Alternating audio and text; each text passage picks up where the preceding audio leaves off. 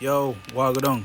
Today we have on the menu pounded yam, assorted meat, and I want bell pepper soup. Cut up some onion, cut up some scallion, season your pot, onion powder, garlic powder, adobo. You're gonna get you some black pepper. You also gonna use some old beer. Let that marinate overnight, then put it in your skillet. Then you're gonna add some water after you stir it up and get the grease all over the meat. You're gonna add your water to it. Once you add your water to it, you make it cook for about 2 hours until the meat get tender.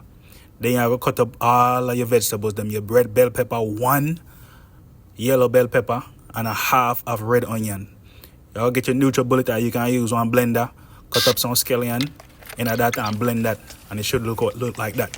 That's what you want the consistency to look like. Then you get your yam. You can get the powder kind, or you can just cut up some yam, boil them till they get soft, and then you just put it in one blender. Then you'll get the last of the gravy. Put a little coconut milk on that, add that together, set that to the side. After you make the water drain off of the meat, you fry that and make it look nice. Then you just put all of it together.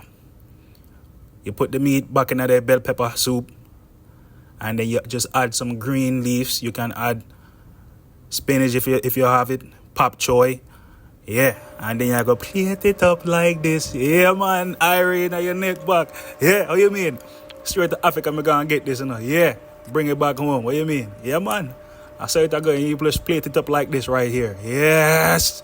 Yeah, man. Yes, Aya. Cool, na Aya. Yeah. Make sure you like and follow my page, you know. Don't know. If you come this far into the video, like and share this video, man. Please and thank you. One love.